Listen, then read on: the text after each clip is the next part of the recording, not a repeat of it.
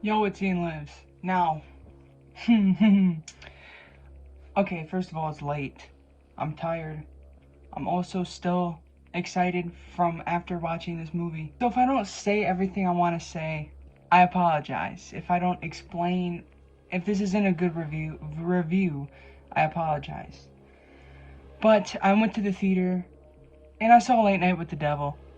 Guys, I was gonna wait. It comes out on Shudder very soon. So I was gonna wait. The more I heard it getting talked about, not like the controversy stuff, but like just normal reviews, the more I heard it get talked about, the more excited I got. I'm not gonna be addressing the controversy at all. So if you want to hear my thoughts on that, go check out my podcast episode, the most recent one. There's a segment of me talking about it there. That's the only time I'm going to talk about it, because in my opinion, I think it should be separated from the actual movie experience. That's just my opinion. Late Night with the Devil, if you guys are unsure of what it even is, it's this extremely independent horror film that stars David Dastmalchian. I think is how you say his name. I just learned that like 2 minutes ago. I've been a fan of David Dastmalchian for a long time. He was in Prisoners, he was in The Dark Knight, recently in Oppenheimer and Dark Voyage of the Demeter. I don't think that's what that's called. The Voyage of the Demeter. This is his first lead role, from my knowledge. And it's well deserved. It's about time. I'm glad it's in an independent horror film. From interviews I've seen with him in it, I can tell he really cares about this genre and he really wants to make it how it used to be. He just seems like a fan of older horror. He plays Jack Delroy, which is this late night TV host. Also, I'm gonna try not to be spoilery, and if I get too spoilery, I'll either put it on the screen. Jack Delroy is this late night talk show host in the 70s. The whole movie takes place in 1977, pretty much. There's some scenes that take place before, but it's all in the 70s. And I'll talk about how much I love that in a second. But he's this talk show host who does this Halloween special and the movie is, they just found the Halloween special. And that's what the movie is. So, kind of found footagey, kinda. It reminded me a lot of Ghostwatch, which if you guys have not seen Ghostwatch, that was a BBC TV special, Halloween special that actually aired on live TV in the early 90s in Britain. I love Ghostwatch, so this feels like a modern Ghostwatch, okay? Watch Ghostwatch if you haven't. I highly recommend it. I just watched it recently. But this has those same vibes because it feels like you're not supposed to be watching it.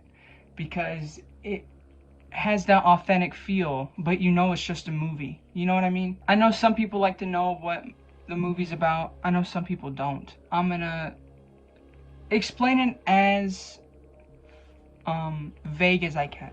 Pretty much, it's like a talk show, and it's like you're watching TV. You got David Dastmalchian hosting, as I said already, and he brings on these guests that do creepy things. I'm not gonna say all of them, but for example, there's one that can read people's minds and see into their past. So he brings on people like that. It takes a very dark turn. The title pretty much says it all. So going back to what I said about the 70s era and how I would explain, they nailed it to a T.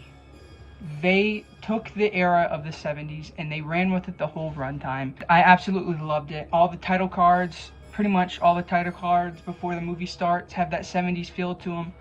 All of the Be Right Back, which again is the controversy, AI generated or not, they have the 70s feel. The set pieces, the clothing, it's not too extreme. It's not like vomiting 70s onto the viewer. It's very realistic and subtle with how it does it, and the color schemes, and the ratio, which I'll also explain about in a little bit what this movie does that I really dug. That's probably my favorite thing about the movie, is the era that it captures and successfully captures. It really feels like you're watching an old talk show, which is what it was going for, and they knocked it out of the park. They also do this thing where during the commercial breaks, you know, when they say, oh, we're gonna take a break, goes to normal ratio and it's black and white and they're behind the scenes. That was just such a good touch. It added a lot to the vibe of the movie. You got to see who the characters actually are and how they actually act when they're not on camera and trying to be television friendly, and that felt very realistic. I just think it was all really well done, especially those little in-between segments. And then being in black and white was an interesting touch, but I really enjoyed it. Because it makes you feel like you only really see the movie in color when it's on TV. Moving on to like the gore, there are some scenes, it's a mix of CGI and practical, which I think is really good. Now the CGI isn't the best, especially towards like the very, very like end nitty-gritty ending. There's a moment of kind of poor CGI that stood out to me. I don't know if it was the big theater screen or what, but it did stand out to me. But there is one scene that involves hypnosis that has some amazing jaw-dropping practical effects that reminded me of like Frank Henenlotter's type practical effects that you would see in the 80s. Just weird, wacky. You could tell it's practical. Like, you can just tell. Maybe they mix in some CGI, but it's so obviously practical and it's very, very, very effective and well done, and it looks great. It really looks great. But the CGI is a slight nitpick that I have. The plot is very simple. There's a lot of underlying messages. Again, I'm not going to explain them. But I think they were all told very well.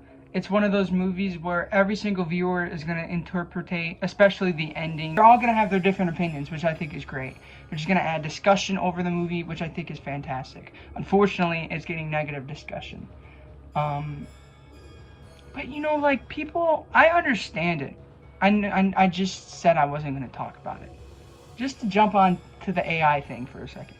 I understand why people are upset at it. It's going to take people's jobs if they keep greenlighting it. I understand that, okay? I get it.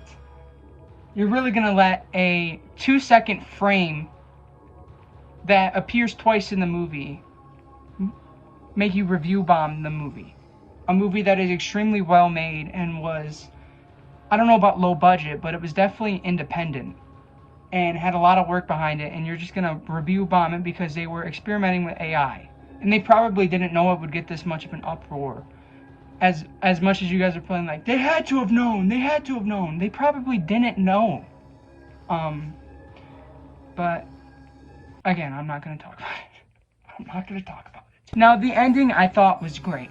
It's going to make you confused at first. When you get into the ending, the way that it's told is very confusing.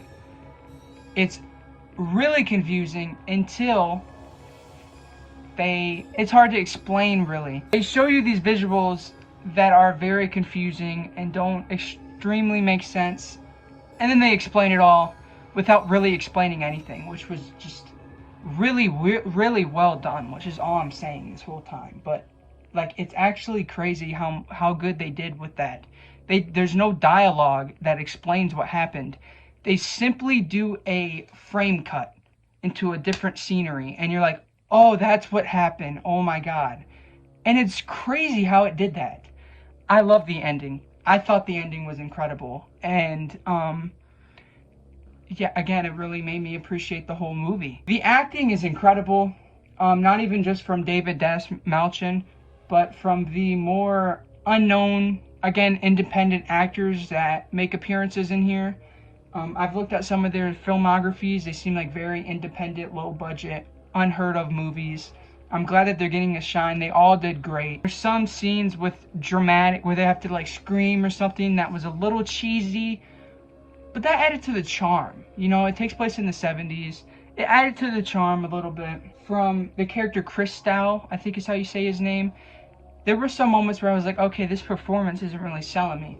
But then I was thinking, I was like, they're making it feel like he's acting in the talk show, because that's what the audience thinks. They think that this is all an act, kind of like Ghostwatch to that extent. So I was like, maybe they did the cheesy acting thing on purpose, but I don't know. that I could just be coping. And hopefully I didn't miss anything. I'm gonna get to my final thoughts of the thing. I know that this is coming on Shudder. Probably when this uploads, maybe a week and a half, it will be on Shudder. I understand that you guys want to wait till it's on streaming, but this was an experience to watch in theaters. And it wasn't the audience. Believe it or not, I was the only one in the theater. There was no one else there the whole entire runtime, which kind of surprised me because this is getting some buzz on TikTok. The sound design, dude. The sound design immediately makes me want to tell everyone, go watch it in theaters. It's so worth it, dude. The way that it sounds like it's behind you, and the static and the glitchiness, because it's all like supposed to again seem like you're on TV, so the glitchiness and the beeping and everything really added to the film. I love the sound design. It immersed me. I was zoned into this movie the whole time, to the point where one time I kind of snapped out of it and I was like, oh my god, I'm in the theater right now. Like, I kind of forgot where I was at because I was so zoned into the movie. Sound design helped. The sound design is incredible. I can't get over it. And unless you have like amazing surround sound in your living room or something, I don't see how you could ever experience that at home. But I could be wrong, because I would love to experience the movie with just that sound design forever. But now, unfortunately, probably, I doubt I'm going to go back to the theater and see it again. I will watch this movie on streaming, where it might not be as impactful.